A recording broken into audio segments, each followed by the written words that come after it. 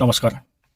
সমূহ কামৰূপ জিলাৰ গৃহৰক্ষী ভাই বন্ধুসকল, আপোনালোকক জনাব বিচাৰিছোঁ যে অহাকালি 10 তাৰিখ দিনৰ 10 বজাত পানখেতি জিলা অধীনক গৃহৰক্ষী জিলা অধীনকৰ কাৰ্যালয়ত আমি এক অৱস্থান ধৰ্ণা কাৰ্যসূচী লোৱা হৈছে। উক্ত ধৰ্ণা কাৰ্যসূচী সাফল্যমণ্ডিত কৰাৰ কাৰণে সমূহ কামৰূপ জিলাৰ গৃহৰক্ষী ভাই বন্ধুকে উপস্থিত শ্ৰদ্ধাৰে কামনা কৰিছোঁ।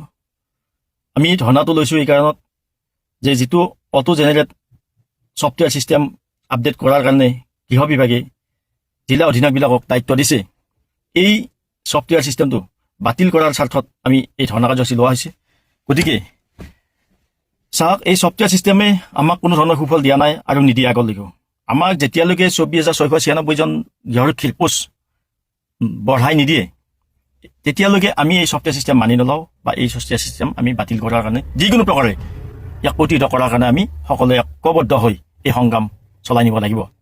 লগতে চাওক, এই ছফ্টৱেৰ ছিষ্টেমত এনেকুৱা এটা ছিষ্টেম কৰিছে, যদি কোনোবা এজন ল'ৰাই ছফ্টৱেৰ ছিষ্টেম য'ত কোনোবা নাযাব লগা জেগাত যদি তাৰ ডিউটিটো ওলাই যদি কেঞ্চেল কৰে, সেই 3 বছৰৰ কাৰণে ডিচাৰ্জ হ'ব।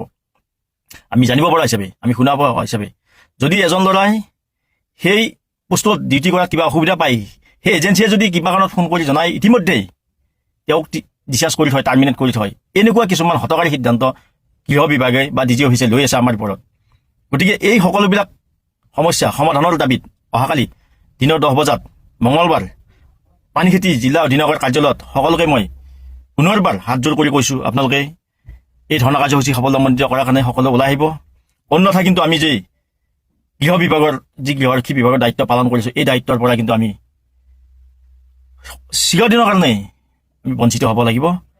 গতিকে চিৰদিনৰ কাৰণে আমি নাইকিয়া হৈ যাব লাগিব।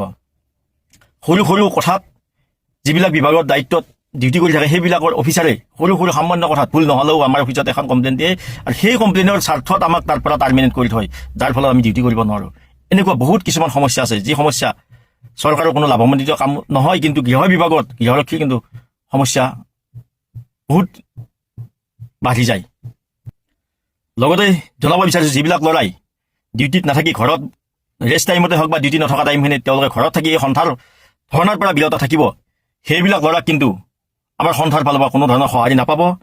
কাৰণ সেইবিলাক নিকম্ম গৃহৰক্ষী জোৱানৰ ফলত আমাৰ সমস্যাবিলাক দিনক দিনে বাঢ়ি গৈ আছে। গতিকে মই পুনৰবাৰ হাতযোৰ কৰি অনুৰোধ কৰিছোঁ, কোনেও যাতে ভেঙুচালি কৰি ঘৰত বহি বিভিন্ন ধৰণৰ অজুহাত দেখাই ঘৰত থাকি এই কাৰ্যসূচীৰ পৰা বিৰত নাথাকি সকলোৱে যাতে সহযোগ কৰি ওলাই আহে আৰু আমাৰ ধৰ্ণাটো সাফল্যমণ্ডিত কৰে, তাৰ কাৰণে মই পুনৰ হাতযোৰ কৰি অনুৰোধ কৰিছোঁ।